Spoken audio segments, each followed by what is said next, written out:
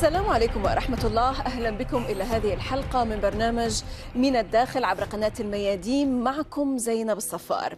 لعل كشمير هي البقعة الوحيدة ذات الأغلبية المسلمة في الهند، وهي تمر في الأسابيع الماضية بحالة سوريالية من عدم الوجود، مذ ألغى مرسوم رئاسي الدولة وألغى الحكم الذاتي فيها وقسمها إلى منطقتين بإدارة فيدرالية. تم إغلاق الإنترنت وتعطيل الشبكات الخلوية، وحتى الخطوط الأرضية تم تعطيلها.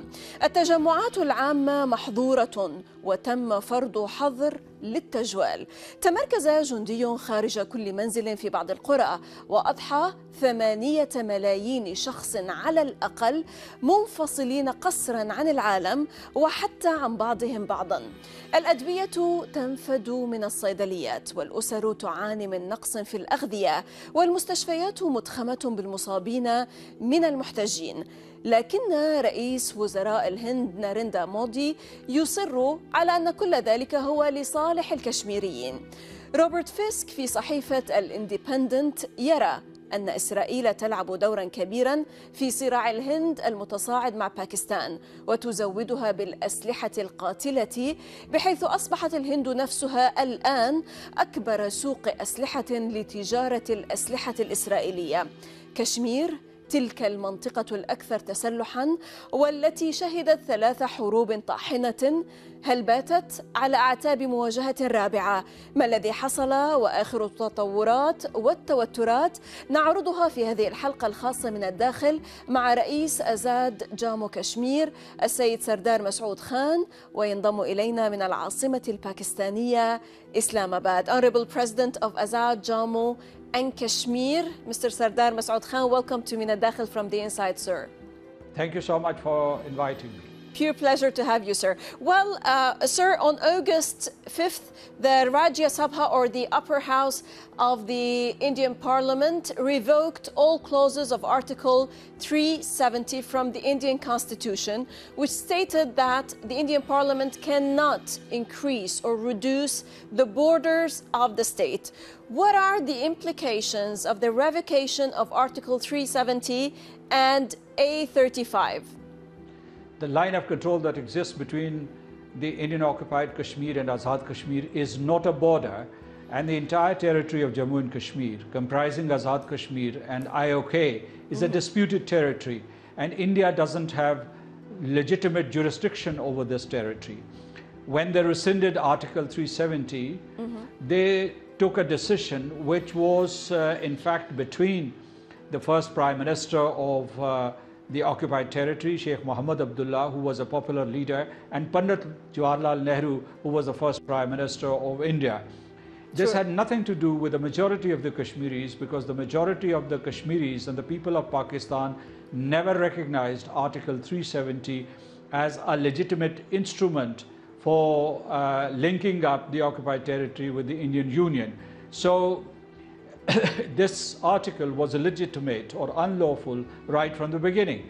The other article, Article 35A, pertained to the basic rights of the Kashmiris, and these rights pertain to their right to permanent residence, right to education, right to employment, and right to acquisition of property. All these rights have been taken by India, have been taken away from the Kashmiris by India.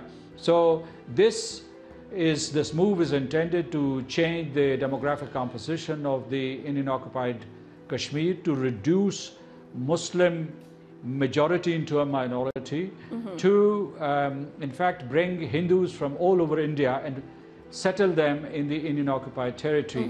Now, these steps that India has taken in a disputed territory are a violation of the United Nations Charter, the United Nations Security Council, and the international humanitarian law.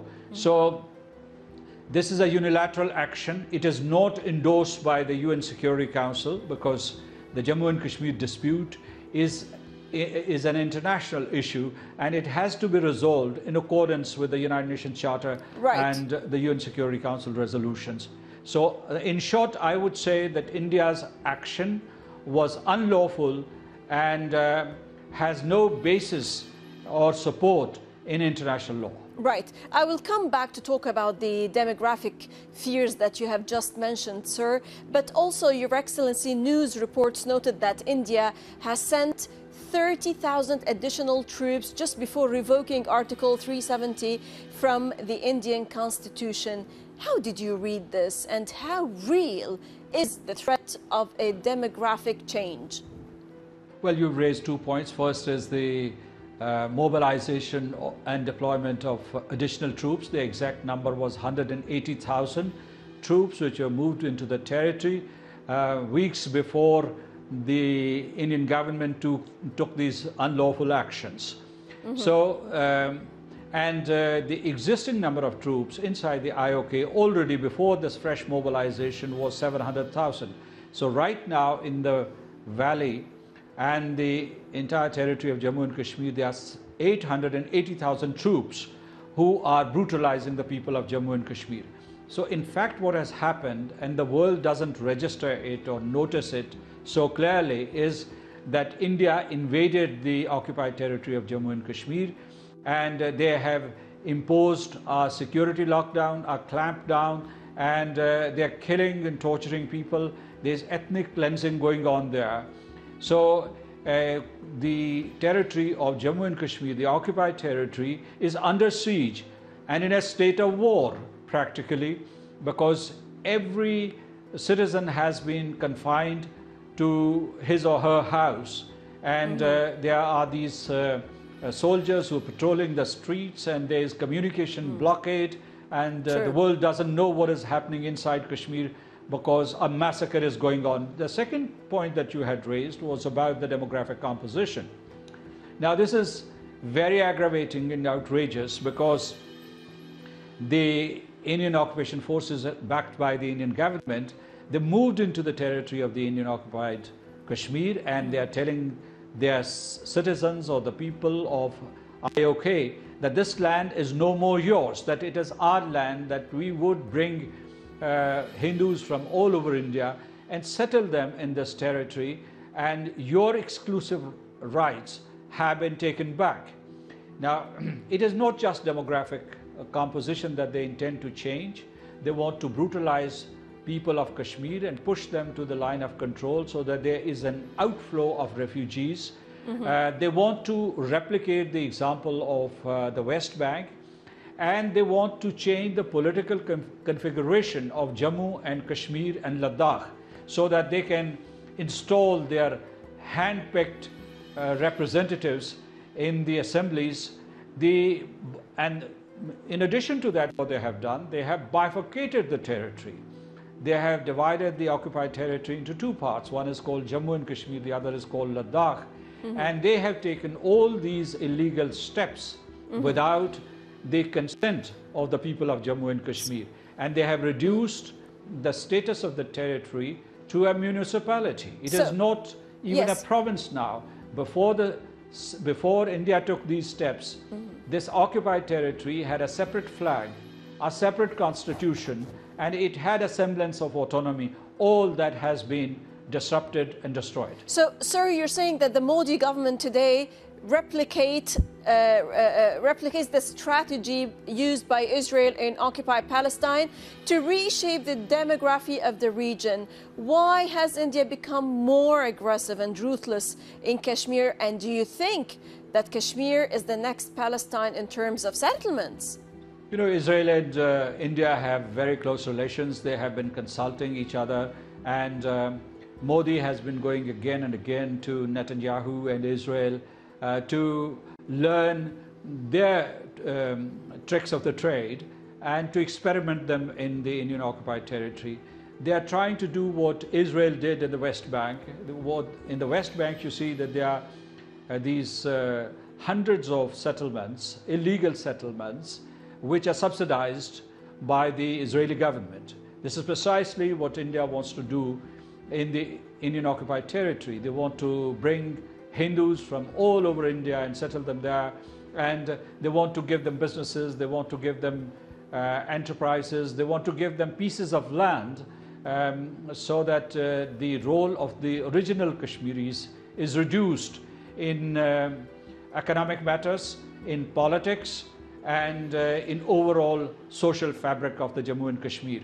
So this is Indian imperialism that is being imposed on the people of Jammu and Kashmir, the occupied territory, and I have called it colonization. I mean, we thought that colonization had come to an end last century, but India has revived and revitalized it and is establishing a colony, practically a colony in the Indian occupied territory, and we condemn it, and we are going to the United Nations Security Council to help us reverse these colonial steps. Right. Sir, now Pakistan Chief of the Army Staff said, quote, Pakistan Army firmly stands by the Kashmiris in their struggle, their just struggle to the very end. We are prepared and shall go to any extent to fulfill our obligations in this regard. Sir, we know that both India and Pakistan are nuclear powers.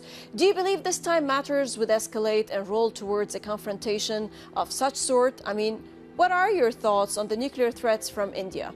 Well, Pakistan doesn't want a war, and the people of Jammu and Kashmir do not want a war. What they want is peace and security and stability. What they want is the realization of their right to self-determination. What they want is justice. What they want that the world community, particularly the United Nations, should establish a mechanism to ask the Kashmiris about their political options and their political choice. Now, this hasn't happened for the past 72 years. Pakistan also doesn't want a war, because war would be devastating, and it can spiral into something very, very dangerous and sinister. So we want to avoid war at all costs. But India wants a war. First, as I told you, India has invaded Kashmir, and it has imposed a war on the unarmed people of the Indian occupied territory. Their population should be 14 million, out of which about 10 million are Muslims. More than 10 million are Muslim, about 70% should be Muslims. And then it has threatened that it would cross over to Azad Kashmir and attack Azad Kashmir, the free Kashmir. Over the past few weeks, it has been firing across the line of control, killing scores of civilians and critically injuring hundreds of the people there who are living along the line of control. They have destroyed their property, they have destroyed their livestock and burned their crops. And let me tell you, the final blow is that the Indian Defense Minister talks about a nuclear war. He tells the international community and his own people that although India subscribes to the doctrine of no first use, it could use nuclear weapons against Pakistan. Now, this is not the first time that an Indian leader has talked about use of nuclear weapons in such a lackadaisical and irresponsible fashion. In February this year, Narendra Modi, the Prime Minister of India, had also given a similar threat to Pakistan. He had said that he would use nuclear weapons against Pakistan. So we are here in a very difficult situation. Sure. What the Chief of Army Staff was saying, that we would go to any length to defend the rights of the Kashmiris. I mean, if they have been attacked, if Pakistan is attacked, if the people of Azad Kashmir are attacked, we are prepared to repel and repulse any kind of this attack and aggression. Right, sir. Allow us to stop now, sir, for a short break, and then afterwards we're going to talk a bit more in detail on the use of banned ammunition in Kashmir, but after the break. إذا فاصل قصير ونعود. لا تذهبوا بعيدا.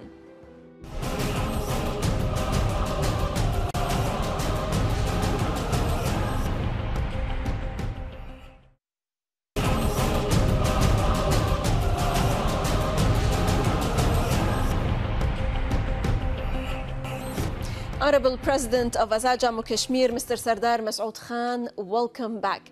Well, sir, 14 days of media and communication blackout in Indian-controlled or occupied Kashmir. What is the situation there currently, sir? The situation is very bleak. In fact, according to the information that we have been able to receive, is that more than 6,000 people have been detained. First, they were kept in temporary shelters in Srinagar, and now the bulk of them have been shifted to Delhi or northern India, some parts of northern India.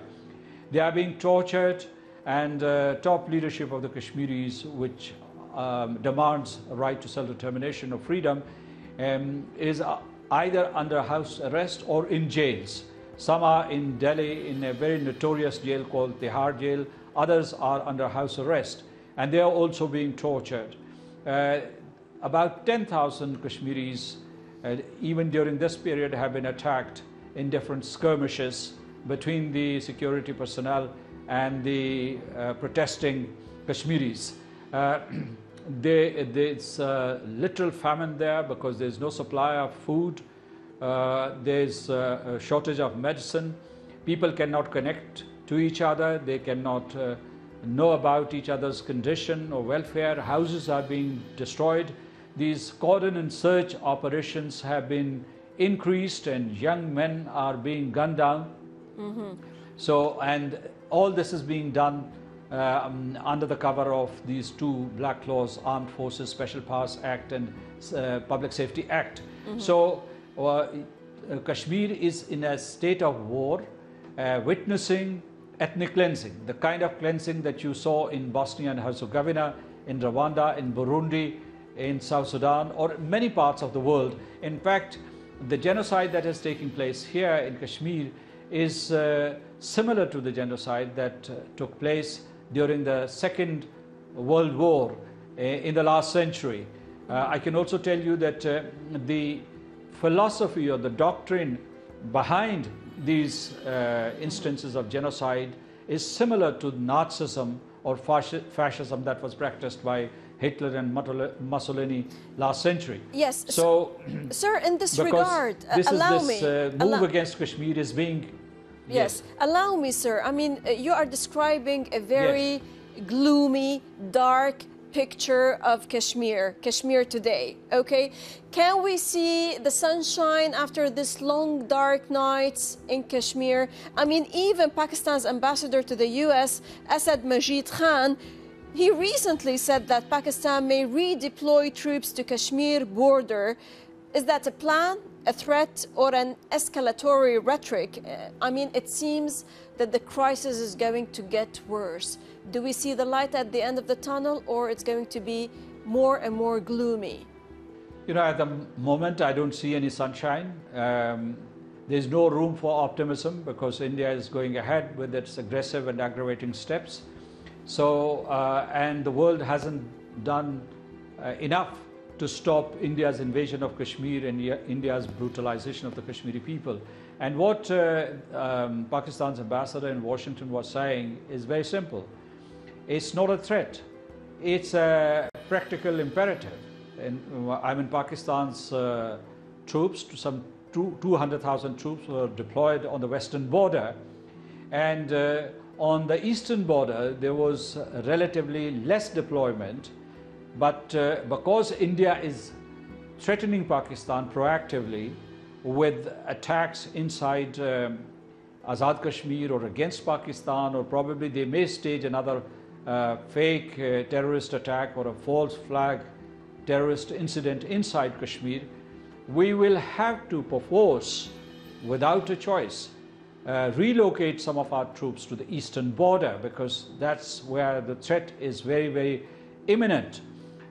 So it's not that Pakistan wants to undermine the efforts which are aimed at peace and security in Afghanistan. I mean, that is a priority for Pakistan, and Pakistan is not looking for a trade-off.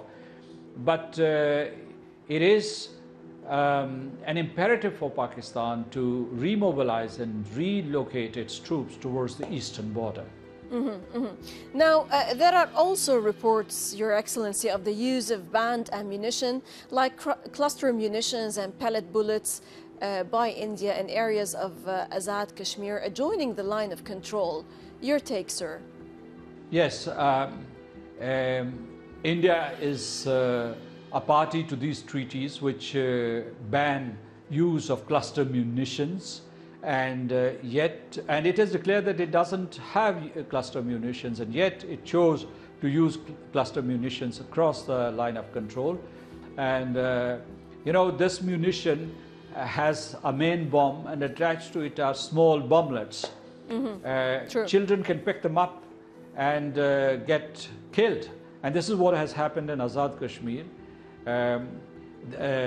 Cluster munitions is not the only thing that India is using against us. It has used mortar fire and anti-tank missiles against our territory. So it is bombarding across the line of control, and as I told you earlier, that as a result of this hostile fire, scores of people have been killed and hundreds have been injured. I mean, even in the recent past, I can tell you that about 35 people have been killed, including armed personnel and civilians. And this kind of nightmare, this kind of attack continues unrelentingly. Now, how are the people of Pakistan, especially Azad Kashmir, digesting all this development? How is their morale today? You know, the morale is very strong and high, and they are very angry. The whole Azad Kashmir and the people of Pakistan are seething with anger. There's resentment. There are many people who are advocating that we should cross the line of control. There are many people who are saying that we should take on India and fight a war against India, because they think that the diplomatic and political campaign would not produce result, and they are apprehensive that in due course the international community may acquiesce in what India is trying to do.